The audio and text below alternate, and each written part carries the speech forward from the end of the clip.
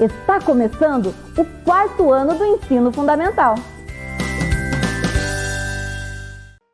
Vem aí, língua portuguesa.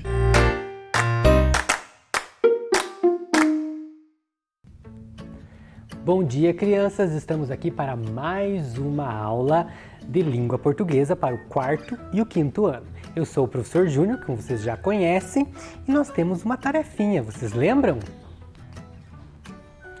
Antes disso, eu vou dar um tempinho para que vocês separem aí na casa de vocês o material que nós vamos utilizar. Lápis, caderno e borracha. Se você é aluno do 4º ano, a tarefa que nós enviamos, ela está lá no livro didático, além do material complementar. Se você é aluno do 5º ano, a atividade foi enviada também pelas escolas, né?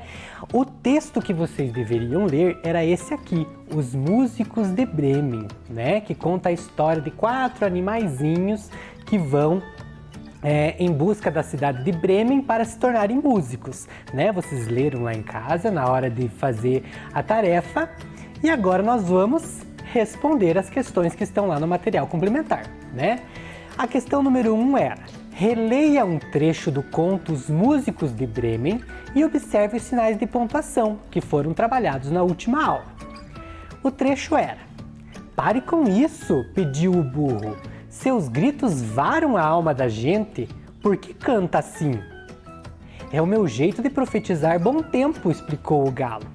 Hoje é dia da minha dona lavar as fraldinhas do bebê e tem que ter sol para secá-las. Mas amanhã é domingo, ela vai receber convidados para o almoço e, pobre de mim, vou ser servido assado. Estou cantando pela última vez porque hoje à noite vou ser degolado. Neste trecho, reparem lá que os travessões indicam o quê? Aqui é onde ele diz assim, ó, pare com isso, pediu o burro, né? Seus gritos varam a alma da gente. Então, sempre que alguém ia falar, nós utilizávamos os travessões. Então, eu posso dizer que os travessões indicam o quê? O início das falas dos personagens e a mudança para a voz do narrador. Então, sempre que muda ou do narrador para o personagem ou do personagem para o narrador, a forma com que isso foi retratado no texto era através dos travessões. Letra B. O que o ponto de interrogação indica nesse trecho? Vamos buscar o ponto de interrogação. Olha lá. Por que canta assim? O ponto de interrogação foi utilizado para quê? Indica que a frase é uma pergunta. Muito bem, os pontos de interrogação são utilizados para fazer perguntas. Letra C. Agora observe as frases em que o ponto de exclamação foi utilizado nesse trecho. Depois, copie a frase que expressa pedido, indignação e lamento. Vejam que tem vários pontos de exclamação. Nós temos aqui, ó, pare com isso! Ou ainda, seus gritos varam a alma da gente. E também nós temos... Onde que está o terceiro? Vamos rever lá. Hoje à noite vou ser degolado. Então nós temos aqui, qual deles indica pedido? Ó, pare com isso. Ele está pedindo, né? Pare com isso. Quando que ele indica que está indignado? Olha, seus gritos varam a alma da gente. Ele está indignado com os gritos do galo, né? Para quem lembra lá da história. E o último, lamento. Quando é que o ponto de exclamação é utilizado para lamentar alguma coisa? Ó, estou cantando pela última vez, porque hoje à noite vou ser degolado. Então, se você respondeu isso aí lá na nossa tarefa, parabéns, você acertou. Na atividade 2, algumas vezes em umas frases combina-se mais de um sinal de pontuação, ou o mesmo sinal é repetido. Veja, quem está aí? Ou no segundo quadrinho, socorro, a casa é mal assombrada. Que efeito a combinação do ponto de interrogação e do ponto de exclamação deu à primeira fala lá no primeiro quadrinho? Ele utilizou exclamação e interrogação. Significa que a personagem fez uma pergunta em tom de espanto. Então combinamos dois sinais de pontuação. Nós temos a pergunta com a interrogação e o espanto com a exclamação. Muito bem, Letra B. Que efeito o uso repetido do ponto de exclamação dá à segunda fala? Olha lá quando ele usa várias vezes, ó, socorro! Ou a casa é mal assombrada. 3 vezes foi utilizado o ponto de exclamação. Será que isso significa... ele é utilizado para ressaltar a duração, a intensidade e a altura da voz e ajuda a expressar medo, espanto? Ou ele destaca uma entonação afirmativa e expressa certeza? Ou ainda, reforça a entonação de dúvida e ajuda a expressar surpresa? Vejam bem, ele diz assim, socorro! A casa é mal assombrada! Ele está dando uma intensidade àquela frase, né? Então a resposta certa é a primeira. E a nossa última atividade é: releia os trechos em voz alta e observe as reticências. Hoje é dia da minha dona lavar as fraldinhas do bebê e tem que ter sol para secá-las. Mas amanhã é domingo, ela vai receber convidados para o almoço e pobre de mim, vou ser servido assado. Ou ainda, ó, mas os músicos, gostaram tanto do lugar que desistiram de ir para Bremen. As reticências indicam o que nesse trecho? A expressão de um sentimento com intensidade? Uma pausa bem marcada ou o término de uma fala? Ou ainda uma suspensão ou uma interrupção do pensamento? Vamos reler um pedacinho aqui, ó. Mas amanhã, veja que ele não encerra o pensamento. Então ele apenas dá uma pausa um pouco mais longa. Resposta certa é a última opção. Os objetivos da aula de hoje são reconhecer a função de gráficos, diagramas e tabelas em textos como forma de apresentação de dados e informações, além de usar o acento gráfico, o agudo e o circunflexo. Vamos lá?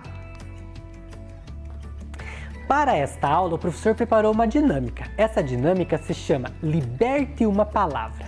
Lá no texto que nós estudamos, nós temos várias palavras que estão presas na gaiola. E então nós vamos libertar essas palavras. Vamos lá? Primeira delas, deixa eu escolher uma aqui. Eu vou libertar esta palavra aqui. À medida que eu for libertando, a primeira delas é sorumbático. Olha só, sorumbático lá no texto significava triste, abatido, né? Então a primeira palavra libertada. A segunda delas, vamos lá. Opa, mais uma palavra que vai ser libertada.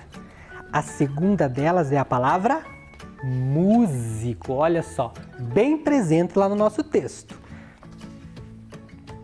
Vamos para a terceira palavra. Vamos escolher essa daqui. Vamos lá. Que palavras será que são? A palavra árvore. Olha só. 3 palavras nós já libertamos. Quarta palavra, vamos lá?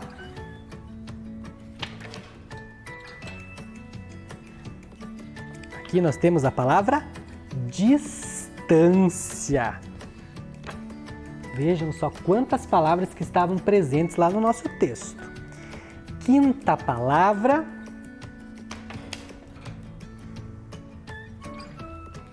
Olha só, mais uma palavra que nós libertamos, a palavra quilômetros. Vamos para a sexta palavra. Vou escolher mais uma, acho que vai essa daqui. A nossa sexta palavra é a palavra alaúde. Quem leu lá no texto viu que alaúde significa o quê? Um objeto, né? Um instrumento musical com cordas. Muito bem. Vamos para a nossa sétima palavra. O professor vai escolher uma palavra, essa daqui do cantinho. Vamos lá, mais uma palavra para libertar da nossa gaiola. A palavra fósforo. Vamos para a oitava palavra. Deixa eu escolher essa daqui. A oitava palavra é a palavra você. Muito bem. Que também está lá no nosso texto. Vamos para a nona palavra. E agora? Restam poucas. Qual será que eu vou escolher? Vou escolher essa rosa aqui. Esta palavra é a palavra última. Olha só. Falta pouco. Próxima palavra. Mais uma palavra livre. É a palavra bebê. Olha só, mais uma palavra que nós libertamos.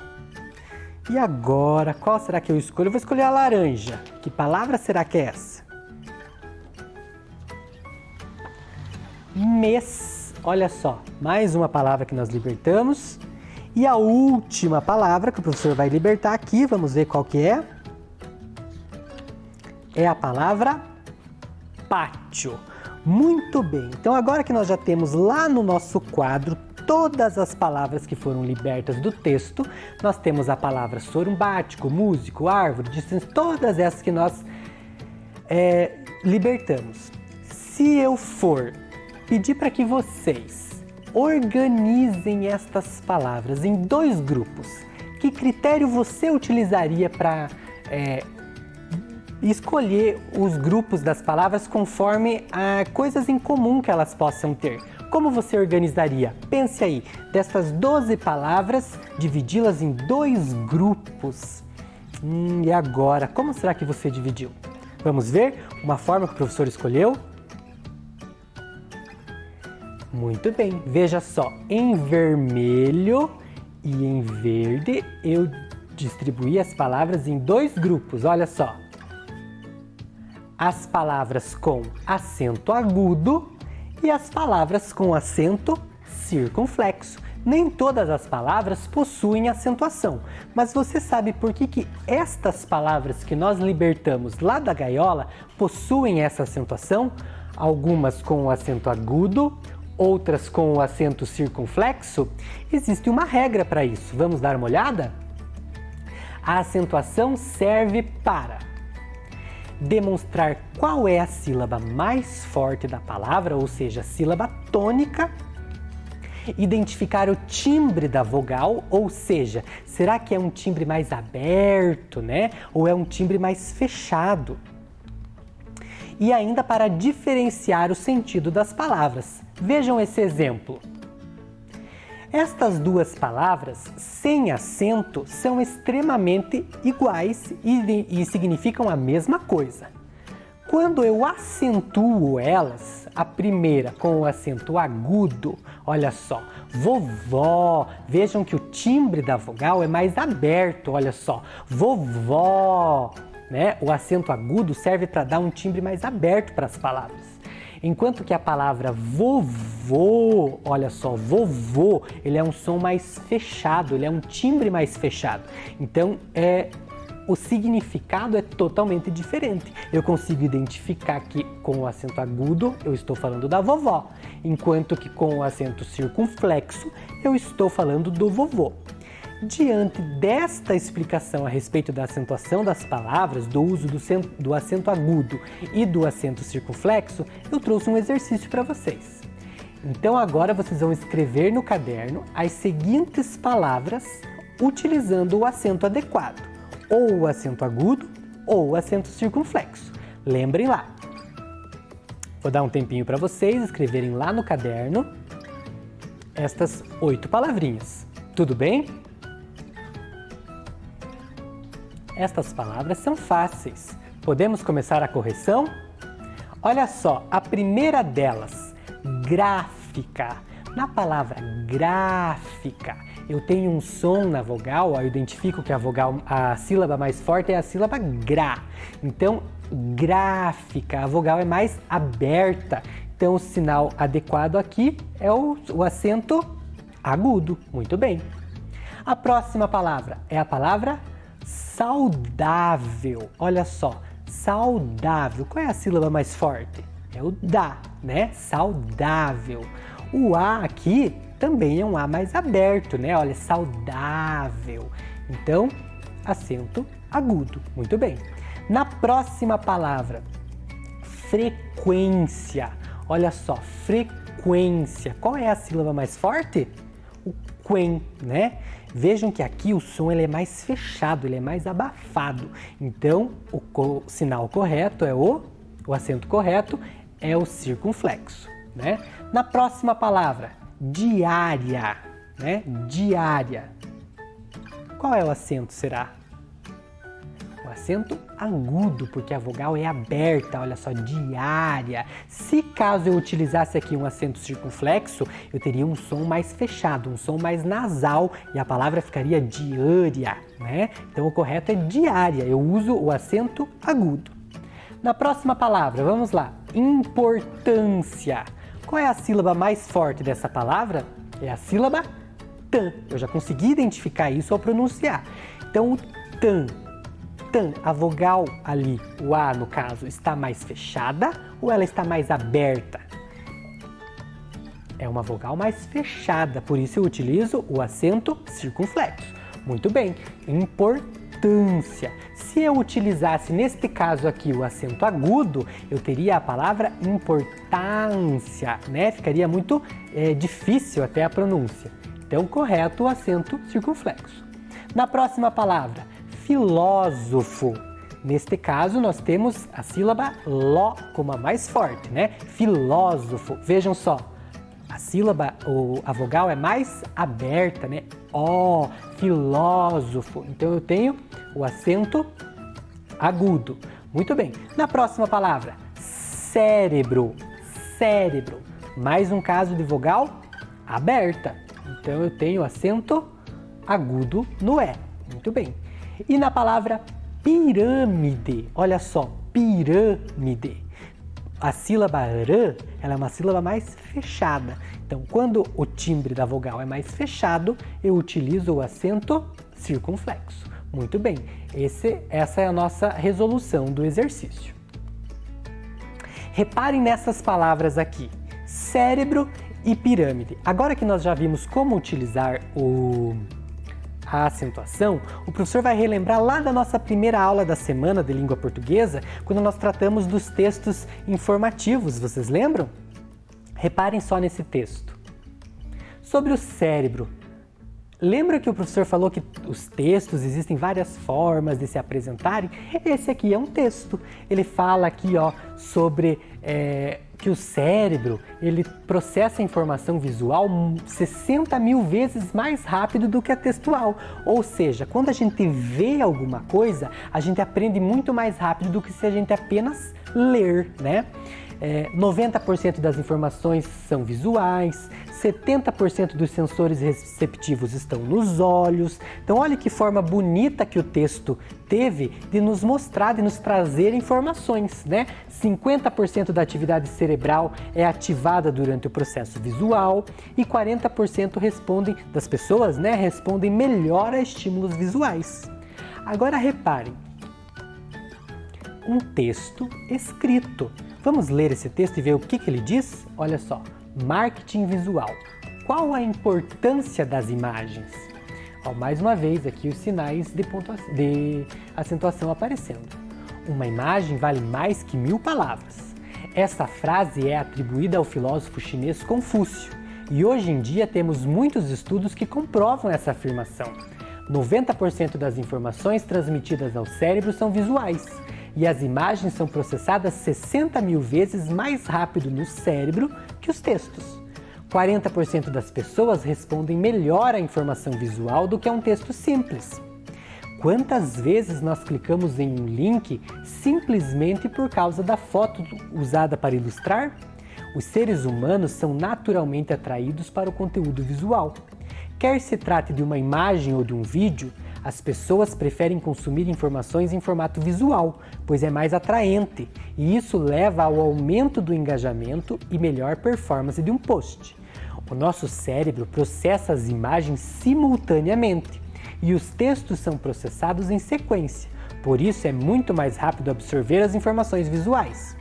Estudos indicam que as pessoas se lembram de apenas 10% do que elas ouviram, 20% do que leram e 80% do que viram. Com esses números, fica claro porque é crucial utilizar imagens para chamar a atenção de mais e mais leitores.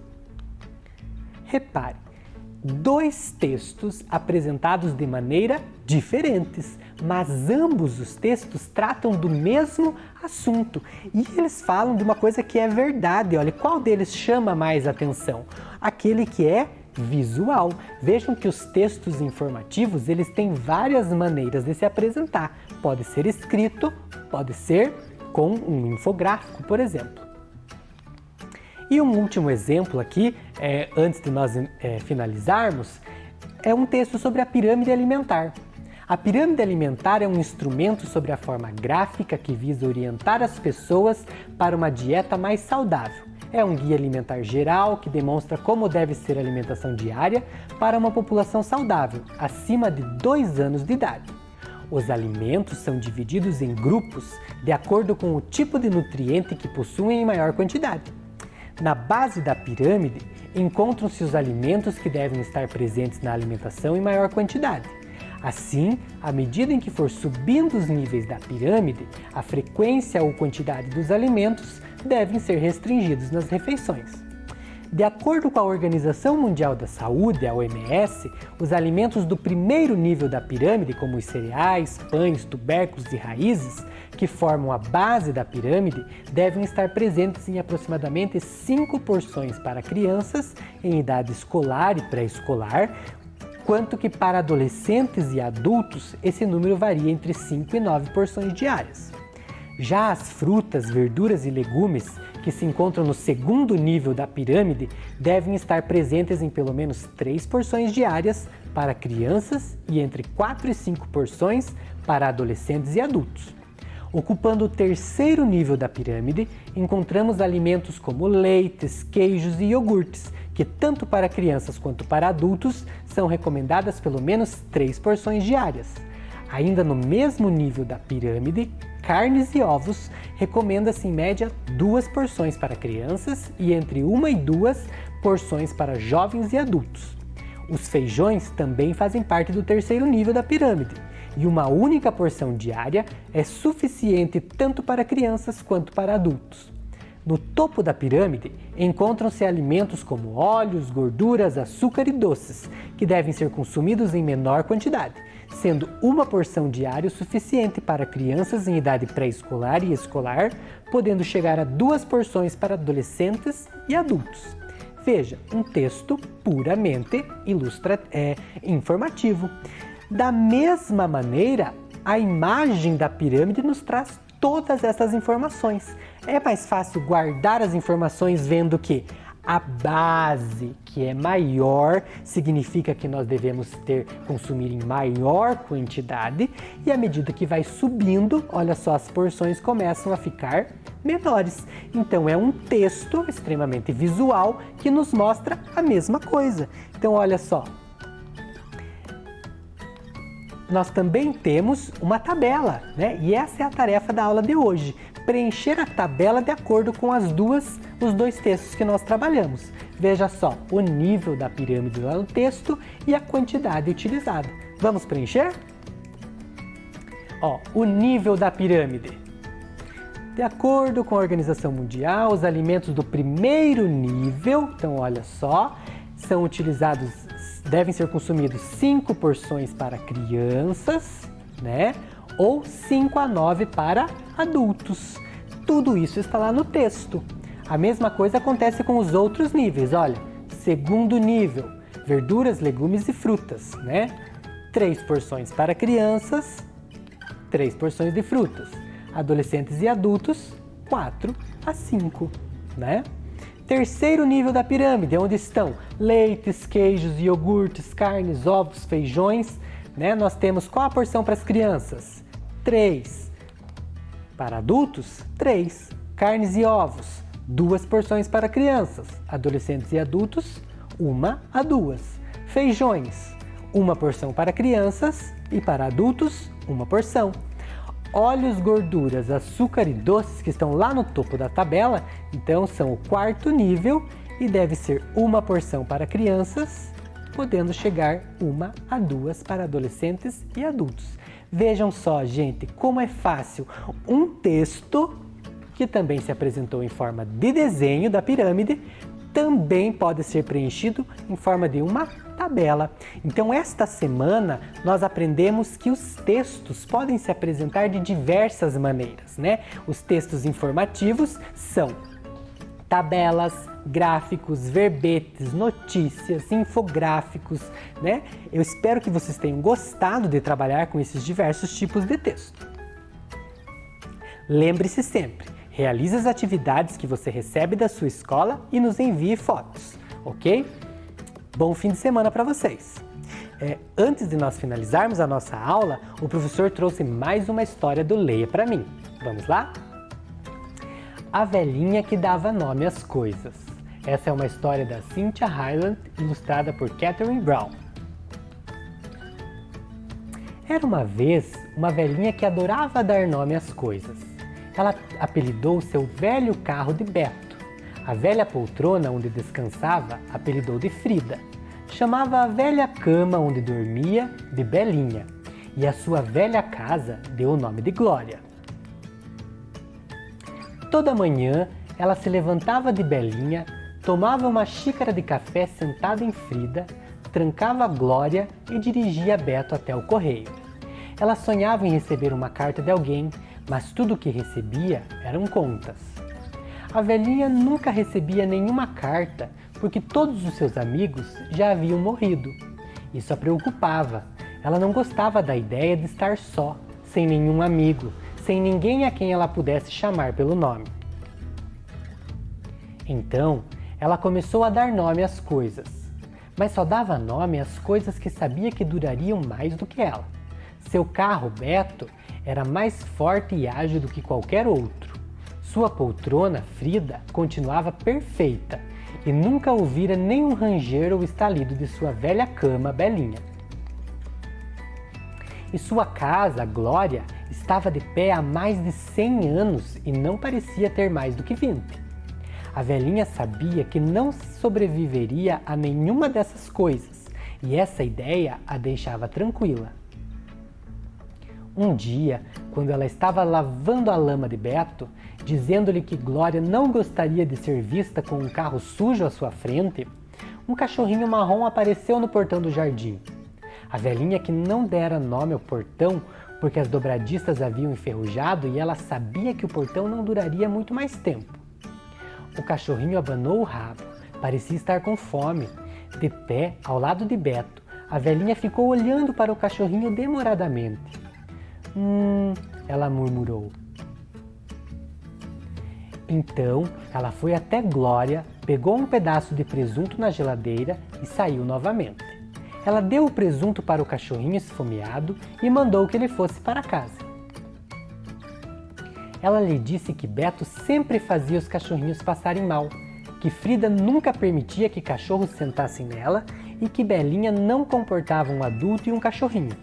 Além disso, Glória não tolerava pelo de cachorro. E o cachorrinho foi embora.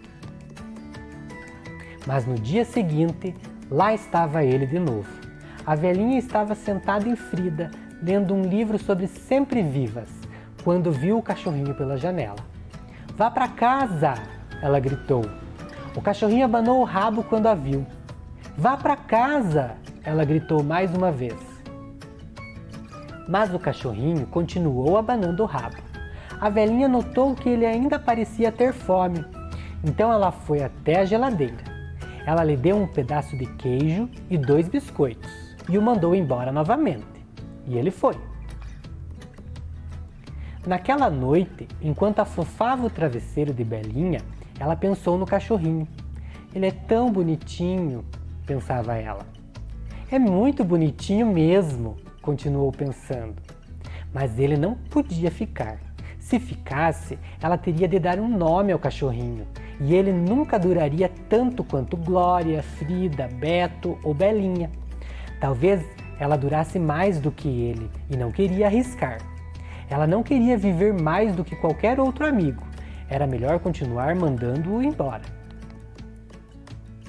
Todos os dias, o cachorrinho marrom vinha até o portão da velhinha. Todos os dias ela o alimentava e o mandava embora. Ele sempre ia, mas sempre voltava no dia seguinte. E foi assim durante meses. O cachorrinho cresceu até que não era mais filhote. Era um cachorro adulto.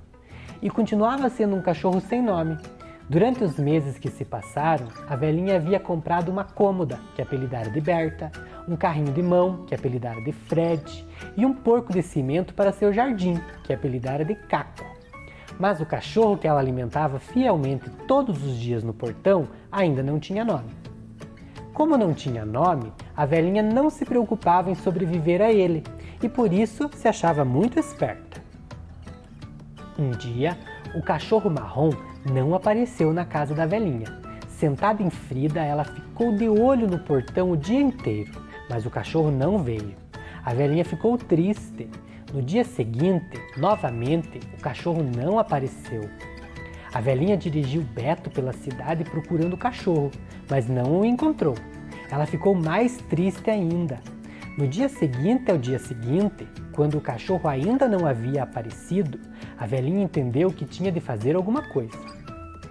Ela pegou o telefone e ligou para o canil da prefeitura. "Vocês pegaram algum cachorro marrom?" ela perguntou ao encarregado do canil. "Temos um canil cheio de cachorros marrons, madame", ele respondeu. "O seu estava usando coleira com o nome dele?" "Não", respondeu tristemente a velhinha e desligou o telefone.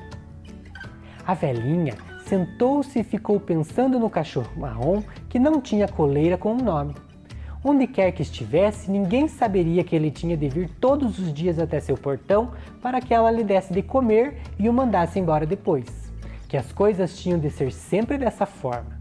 O cachorro marrom não tinha coleira, não tinha nome e ninguém poderia saber sobre sua história. A velhinha tomou uma decisão. Trancou Glória, entrou em Beto e foi até o canil da prefeitura. Ela falou para o encarregado: "Vim procurar o meu cachorro." Ele perguntou de que cor era o cachorro. "É marrom", ela respondeu.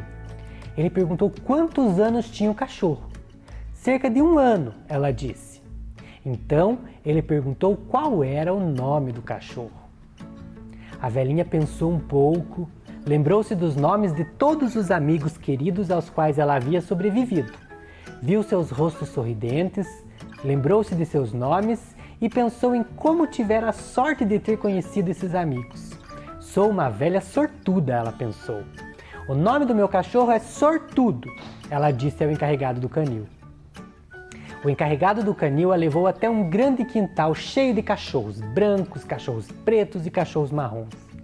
A velhinha olhou ao redor até que avistou seu cachorro marrom sentado em frente ao portão. Ele estava olhando para Beto, estacionado ali fora. A velhinha gritou: "Aqui, Sortudo!" E ao som de uma voz, o cachorro marrom veio correndo. Daquele dia em diante, Sortudo morou com a velhinha e sempre obedecia quando o chamavam pelo nome. Parece que Beto não fazia mal a todos os cachorros e Frida não se incomodou dele sentar nela. Glória também não ligou para os pelos do cachorro. E todas as noites Belinha fazia questão de se esticar bem para que nela coubesse um cachorro marrom sortudo e a velhinha que lhe dera o nome. Vem aí, Educação Física.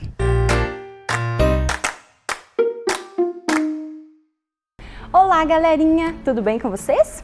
Estamos aqui iniciando mais uma aula nossa de Educação Física.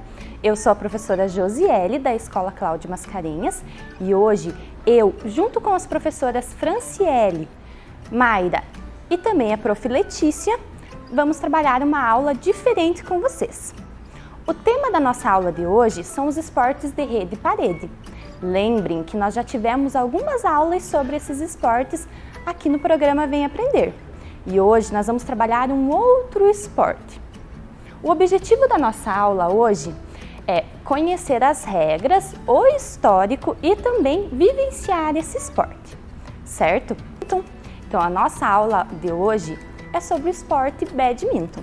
O badminton ele surgiu no século XIX na Inglaterra e ele foi inspirado num jogo indiano que se chamava Pona. O nome do badminton tem relação com essa casa que vocês estão vendo ali na imagem, que se chama Badminton House. Supostamente, o jogo, a primeira vez, ele aconteceu nesse gramado, nessa casa. Por isso, o nome de badminton. Ele é um jogo muito dinâmico e ele, como os outros jogos de rede e parede, eles utilizam raquetes, o badminton também utiliza, mas um pouquinho diferente dos outros esportes, ele não utiliza uma bola, e sim como se fosse uma peteca, que se chama volante ou então bird. Esse jogo de badminton ele é um jogo bem dinâmico, como eu já disse, e vocês sabiam que esse volante ele pode chegar a mais de 300 km por hora? Isso mesmo, então ele é um jogo muito rápido. Ele também é jogado por sets, como a maioria dos esportes de rede e parede, certo? Então o badminton é composto por 3 sets, até 21 pontos. Caso haja um empate 20-20, nós dizemos que esse jogo vai a 2. Por quê? Porque para vencer aqueles sets eu preciso abrir 2 pontos de vantagem. Mas diferente dos outros esportes, o badminton tem um teto máximo de pontos, que são 30 pontos. Então, caso o jogo empate 29-29, o vencedor daqueles sets será quem conseguir chegar no ponto número 30. Aqui nós vamos dar uma olhadinha na quadra. Então observem que nós temos a rede dividindo a quadra e também algumas linhas importantes. Se vocês observarem bem, a maior área que nós vemos são as áreas de saque. E depois nós vamos aprender um pouquinho mais sobre elas e sua importância no jogo de badminton. O jogo de badminton ele pode ser jogado na modalidade simples, quando é 1 contra 1, então ele é individual, ou ele pode ser jogado na modalidade em duplas, quando são 2 contra 2. A modalidade de duplas pode ser masculina, feminina ou mista, quando é um homem e uma mulher que jogam. Toda partida do badminton se inicia com um saque, que também é uma característica comum aos outros esportes de rede e parede. Então, lembra que eu falei que nós iríamos conversar um pouquinho mais sobre as áreas de saque e sua importância no badminton, como a gente já tinha visto ali na quadra? Então nós vamos conversar agora. O saque do badminton ele tem algumas particularidades. Ele sempre é jogado nas diagonais. Caso o ponto seja par, eu jogo da direita para a direita. Caso ele seja ímpar, eu mudo de lado. Eu vou sacar da esquerda para a esquerda. Observem ali na imagem que eu trouxe para vocês que existem diferenças na quadra. O jogo de simples, que é um contra um, a área de saque é um pouquinho mais alongada na linha de fundo. Enquanto que no jogo de duplas, a área de saque é alongada um pouquinho mais nas laterais, certo? Agora que nós já aprendemos um pouquinho sobre as regras, o histórico, vamos lá para a quadra? A Prof. Letícia está esperando vocês para ensinar a fazer uma raquete e também um volante com materiais alternativos. Olá, crianças, tudo bem? Eu sou a professora Letícia da Escola Camal e hoje eu vou ensinar vocês como fazer uma raquete de badminton com o material que vocês têm aí na sua casa. Lembrando que vocês podem pedir ajuda de alguém que está aí na casa com vocês, um adulto, até porque ver com a mãe se vocês podem estar utilizando esse material, tá bom? Nós vamos utilizar um cabide, tesoura, durex, jornal, palitinho de churrasco e uma meia calça, tá bom? Olha só, nós vamos pegar o cabide e vamos puxar ele lá na frente, tá? Fazer um pouquinho de força aí para moldar essa raquete, até que ela fique no formato de um losango, tá? Olha lá, ela já está quase pronta. Essa pontinha aqui vocês podem entortar para dentro para não machucar a mão de vocês. Isso. Agora vocês pegam a meia calça, puxa bem ela e veste no cabide.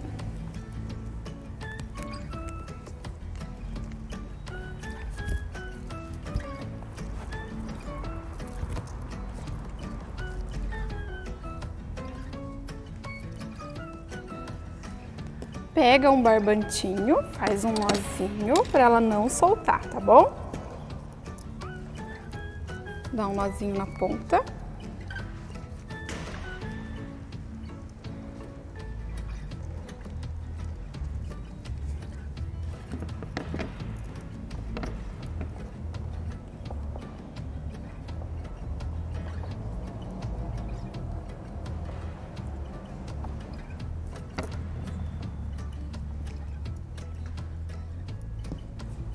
E está pronta a nossa raquete, tá? Reparem aqui que o cabo dela não ficou muito comprido. O que vocês podem fazer para que ela fique comprida igual a raquete normal? Vocês pegam o palitinho de churrasco, tá? Aqui a prof pegou 4, enrolou, tá? Pode colocar durex bastante. Pode pegar também o jornal para deixar mais forte, dobra ele, coloca lá na ponta, usa bastante durex para fixar. Pega a meia calça, puxa todo, tá? E ela vai ficar assim, igual a prof fez na casa dela, tudo bem? Agora nós também temos que fazer o volante. Vamos usar jornal, a prof já cortou o jornal, tá? Uma tampinha de garrafa e o durex. Vocês podem utilizar revista ou qualquer papel que vocês tenham aí na sua casa.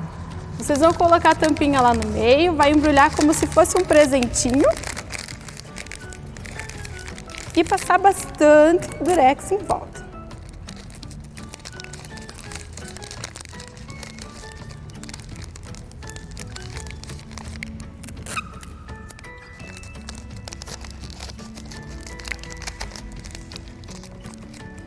Assim. Vocês podem utilizar também tecido, TNT, uma sacolinha, tá? Aqui a prof tinha alguns objetos lá na casa que também dá para utilizar para vocês brincarem hoje. E é isso aí, tá feito. Agora nós vamos para a prática com a professora Fran. Muito bem, crianças. Agora para a nossa prática, você vai separar aí o volante que você fez com a professora Letícia e a raquete que você confeccionou também, tá? Esta é uma raquete oficial de badminton e um volante oficial de badminton, tá? Então as professoras vão demonstrar os movimentos principais que temos no badminton, que é o backhand e o forehand. O backhand, novamente, e o forehand. Muito bem. Agora, nós vamos fazer algumas atividades para vocês começarem a treinar o badminton, tá? Então, só que primeiro, as professoras não vão usar a raquete. Vocês também não, vocês só vão usar o volante que vocês fizeram com a professora Letícia, ok? Então, o primeiro exercício será bater com a mão espalmada o máximo de vezes possível, sem derrubar. Vamos, professoras? Vocês aí em casa fazem junto com os professores, tá? Derrubou, não tem problema. Tenta de novo.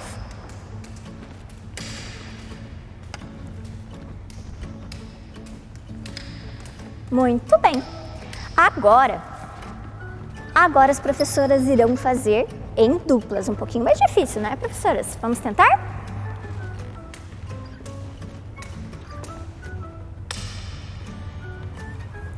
Lembrando que com a mão bem espalmada. Muito bem. Agora nós vamos utilizar a raquete, mas nós não vamos utilizar o volante, nós vamos utilizar a bexiga primeiro para vocês aprenderem um pouco como faz, tá? Se vocês não tiverem bexiga, vocês podem usar sacola. Vamos lá, professoras? Tentando não derrubar o máximo de vezes possível. Muito bem. Mais um pouquinho.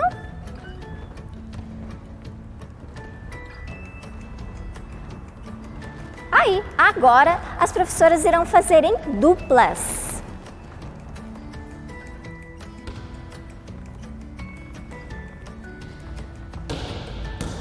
Sem derrubar, sem derrubar.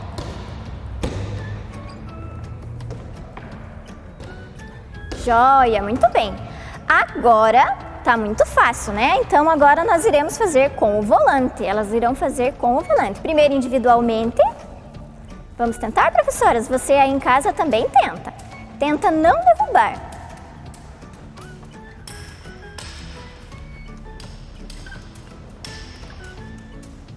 Isso, muito bem.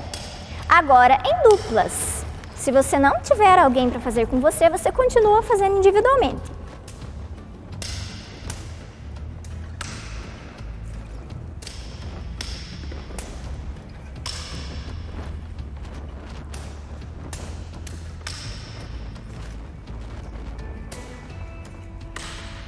Muito bem.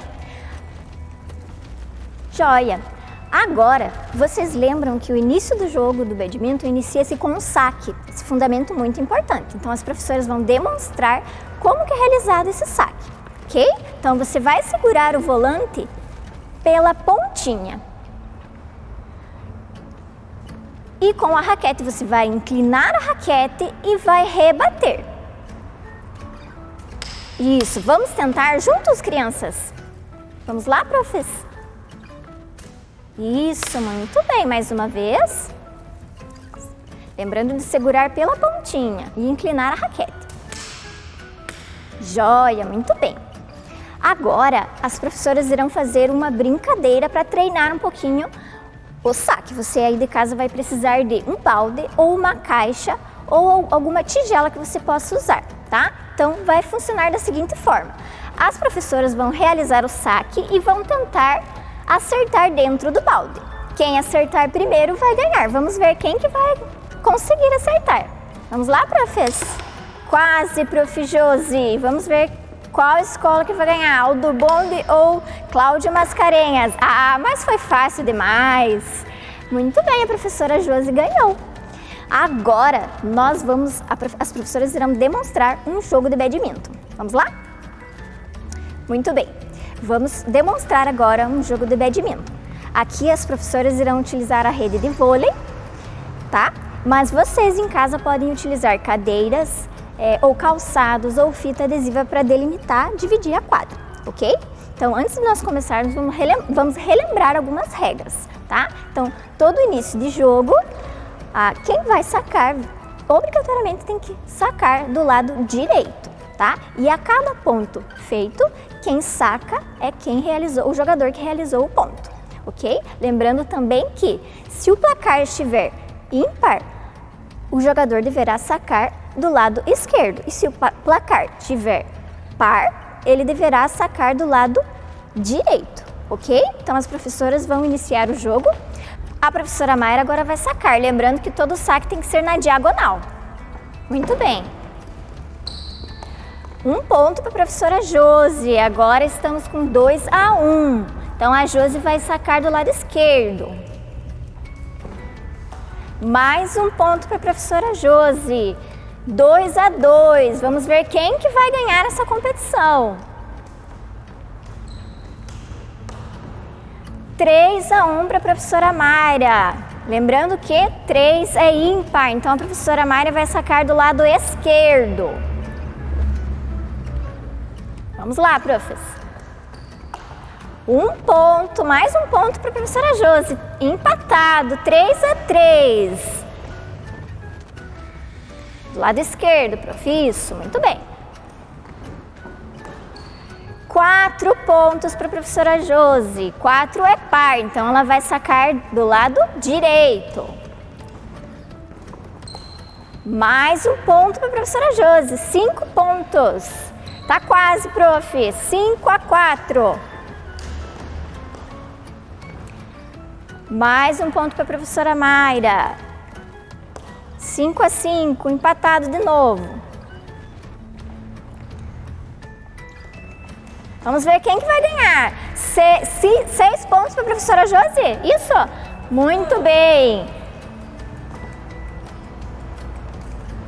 Vamos ver quem vai ganhar. 6-6, está empatado, só falta mais 1 ponto. Vamos ver quem que vai ganhar. Muito bem, vamos ver quem que vai ganhar. E a professora Mayra ganhou. Lembrando que quando empata o jogo, no jogo oficial, quando está empatado vai a 2. Mas aqui hoje a gente fez dessa forma, ok? Então a professora Mayra ganhou. E esta foi a nossa aula de esportes de rede e parede com a modalidade badminton. Nós aprendemos um pouco do histórico e dos fundamentos, confeccionamos uma raquete e um volante de badminton e fizemos a parte prática, ok? Espero que vocês tenham gostado. Um grande beijo. Tchau! Vem aí, língua inglesa.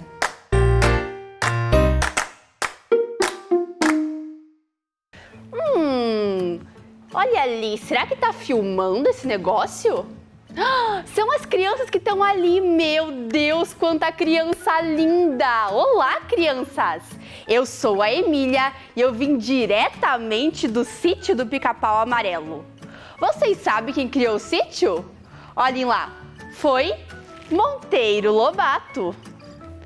Isso, Monteiro Lobato, que é o pai da literatura infantil. Então, agora olhem aqui, eu tenho certeza que vocês já conhecem alguns personagens do sítio, não é mesmo? Quem que vocês conhecem? A Narizinho, o Pedrinho, a Cuca, o Visconde. O quê? Vocês já conhecem o Visconde? Ele já veio aqui no Vem Aprender? Ah, certeza que ele falou muito bem de mim, não é? Tem também a tia Anastácia, a dona Benta, não é? Então, hoje sou eu quem vai dar aula de inglês para vocês.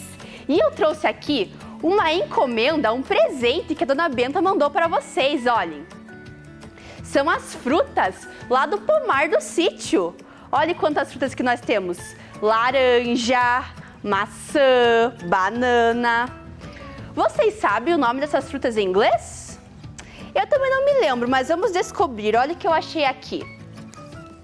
Tem algumas tarjetas com nomes de frutas e a silhueta delas só aqui. Será que a gente consegue adivinhar só olhando a sombra das frutas? Eu acho que sim, então vocês me ajudem. Olhem a primeira tarjeta aqui, ó. Apple. E o que temos aqui? Qual fruta será que é? Com qual fruta se parece? Será que é laranja? Acho que não, né? Laranja é mais redondinho. Será que é maçã? Vamos ver? Ah, eu acho que sim, tá parecido, então isso mesmo. Maçã em inglês é apple. Repitam, apple. Very good. Vou deixar a maçã aqui do ladinho. E essa outra tarjeta? Olhem lá. Orange. E o que temos aqui? Eu acho que essa é laranja, né? Essa é laranja. Ah, é mesmo. Então, orange é laranja. E é o mesmo nome da cor laranja. Então, a cor e a fruta é orange. Repitam, orange. Very good. Vou deixar aqui do lado da apple. Vamos ver mais uma? Ah, essa daqui tá bem fácil, olhem. Bem parecido com o português. Banana, que é banana, isso, né? Bem parecido, até a escrita é bem parecido, banana. E temos mais duas tarjetas, não temos as frutas aqui, mas acho que nós conseguimos adivinhar olhando, olha. Strawberry. E aqui temos a figura de um morango, very good. Então, strawberry é morango. E o que vocês enxergam aqui? Uma uva, um cacho de uvas, que é grape. Então, uva, grape. Olha as frutas que nós aprendemos. Apple, orange, banana, strawberry and grape. Muito bem! Então, vamos lá para a tela ver algumas frutas? Let's go! Então, nós vimos algumas frutas que a dona Benta mandou lá do pomar do sítio. Pomar é um local onde tem várias árvores frutíferas. E pomar em inglês é orchard. Olhe lá, orchard em inglês. Repitam, orchard. Very good. E fruta em inglês é fruit. Repeat, fruit. Agora as frutas que nós vimos. Então, banana, que é banana, que é bem parecido com o português, até a escrita é igual. E vocês sabem por que é parecido? Lembram lá que as línguas emprestam palavras umas das outras? Então, a palavra banana veio da língua portuguesa para a língua inglesa. Por isso que é bem parecido, porque veio do português. Então, até a escrita é normal, é igual. Só muda um pouquinho a pronúncia. Banana. Repeat. Banana. Very good. Agora, apple, maçã. Apple, muito bem. Orange, laranja. Orange. Grape, uva. Grape. Strawberry, morango. Repeat, strawberry. E agora, eu queria saber, vocês têm uma fruta favorita? A minha amiga Narizinho tem. Ela ama jabuticaba. Quando as árvores lá do sítio começam a dar jabuticaba, ela fica louca de feliz. Então, para você perguntar qual que é a fruta favorita de alguém em inglês, você pergunta: What's your favorite fruit? Que seria: qual é sua fruta favorita? Então, what's your favorite fruit? Qual é sua fruta favorita? E para responder nós falamos my favorite fruit is, que seria minha fruta favorita é. Então você fala my favorite fruit is e o nome da fruta. My favorite fruit is strawberry, my favorite fruit is orange, my favorite fruit is banana, ok? Então as perguntas ali. What's your favorite fruit? My favorite fruit is, ok? Muito bem. O que foi esse barulho? Ah, então é você, Pop, a famosa cachorrinha que foi até a lua? Sim, sou eu. Prazer em conhecê-la, Emília. Nice to meet you. Nice to meet you too. Pop, eu estava conversando aqui com as crianças e eu queria te fazer uma pergunta. Eu sei que você é bem esperta em inglês, então eu vou perguntar em inglês para você. What's your favorite fruit? My favorite fruit is strawberry. Strawberry! Que fruta que é, crianças? Isso, morango! Agora eu pergunto para você, Emília. What's your favorite fruit? My favorite fruit is orange, laranja. Now, let's play a game. Vamos jogar um jogo? Let's go! Então, the fruits game funciona assim. O jogo das frutas. Funciona assim. Você vai falando o nome de várias frutas em inglês. E eu vou bater palma toda vez que você falar o nome de uma fruta. E se você falar o nome de uma coisa que não é uma fruta, eu não posso bater palma, senão eu perco. Entendeu? Yes! Ok, ready? Está pronta? Ready. As crianças vão me ajudar. Prestem atenção. Só podemos bater palma quando ela falar uma fruta.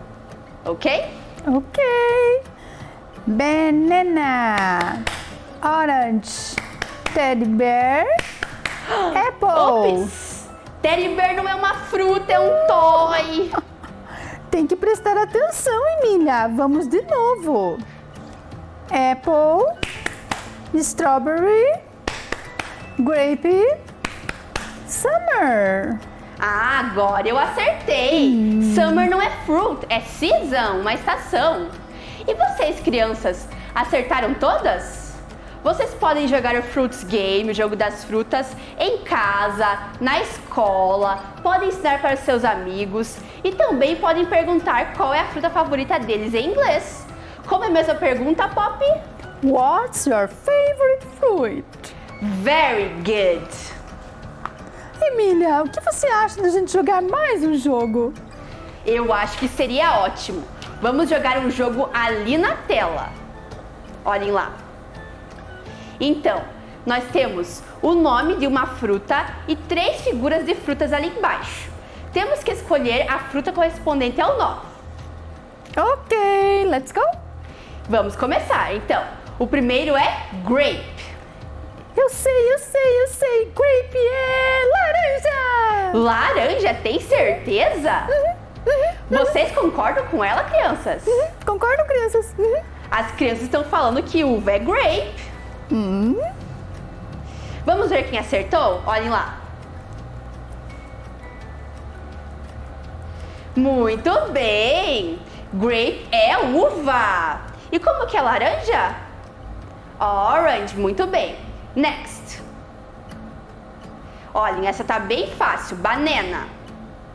Eu sei. É banana. Concordam, crianças? Olhem lá.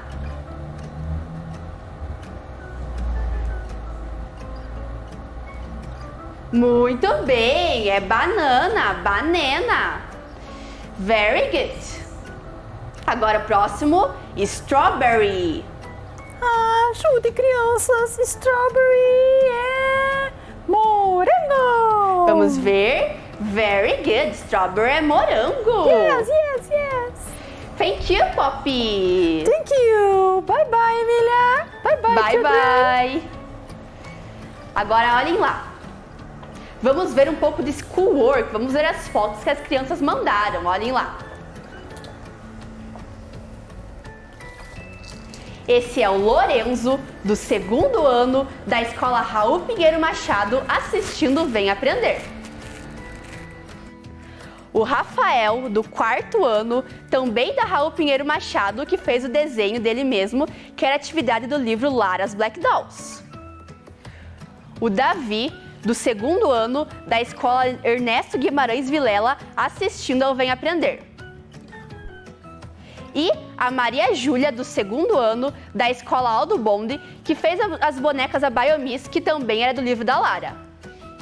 Muito obrigada, crianças que mandaram as fotos para o Vem Aprender. Então, crianças, foi isso a nossa aula de hoje. Espero que vocês tenham gostado de ter aula com a Emília, de aprender sobre as fruits. Mas a aula que vem eu volto, não é só essa aula não. A aula que vem eu estou aí com vocês novamente para nós termos a aula de inglês. Então, um beijo de boneca e bye bye, see you! Vem aí, literatura.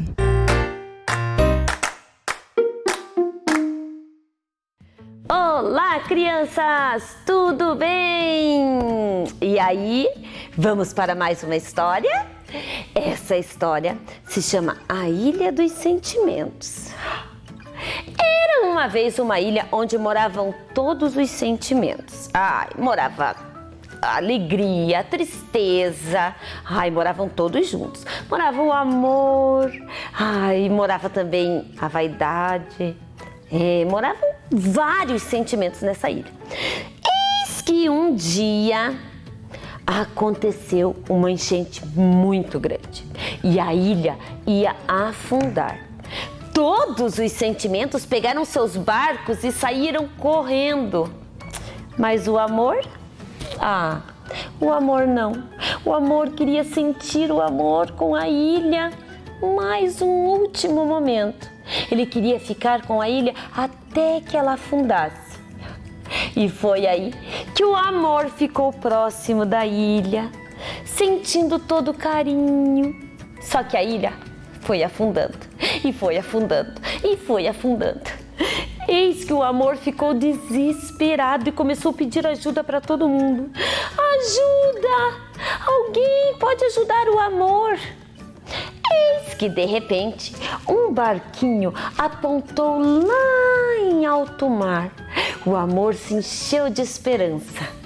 Nesse barco estava a riqueza. O amor então pensou: a riqueza vai conseguir me ajudar. A riqueza vai poder me atravessar e me levar para um lugar seguro. E a riqueza? Amor, como vou colocar você no meu barco? Olha quanto ouro e prata eu tenho. Não posso. Realmente, amor, não posso. Não tem lugar para o amor aqui no meu barco. Tem muita riqueza, muito ouro, muito dinheiro, muita prata. E meu barco é chique demais para comportar um amor assim. Não dá não. E o barco da riqueza foi-se embora e o amor ficou ali perdido na ilha. E agora? Quem vai me ajudar? E o amor continuou pedindo ajuda, porque o amor é cheio de esperanças. Alguém pode me ajudar, por favor? E a ilha afundando. Foi então que surgiu do outro lado o barco da vaidade.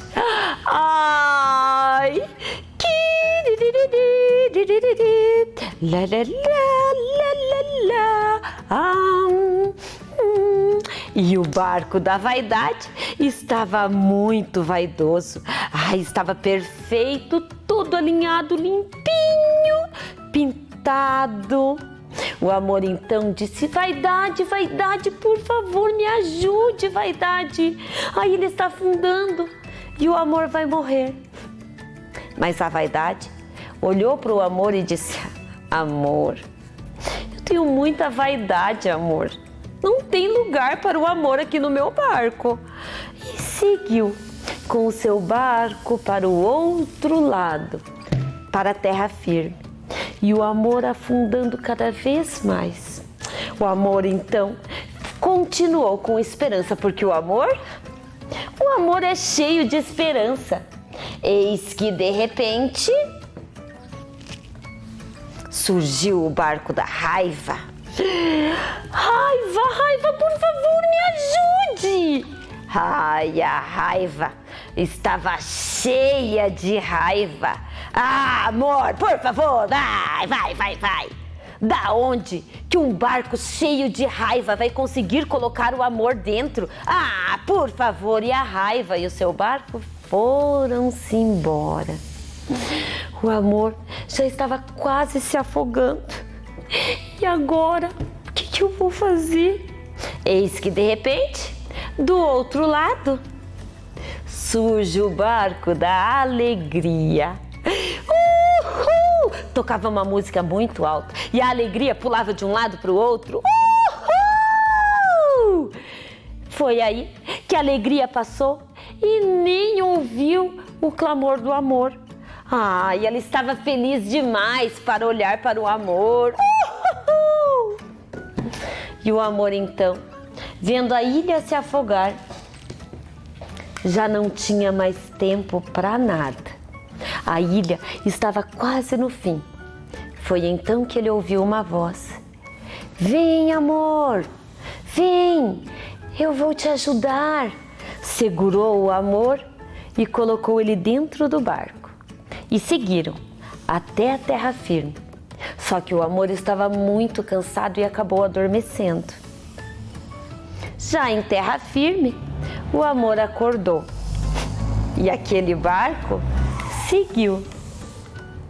O amor então encontrou todos os sentimentos em terra firme e começou a perguntar para um e para outro quem havia o salvado da ilha, pois o amor gostaria de agradecer e de dar muito amor. Foi então que os outros sentimentos se olharam e disseram: amor, você realmente não sabe que barco trouxe você até aqui? Pois sim, aquele barco era o barco do tempo. O amor então percebeu que só o tempo consegue carregar o amor. Só o tempo pode salvar o amor. E assim, pirilim pim pim, essa história chegou ao fim.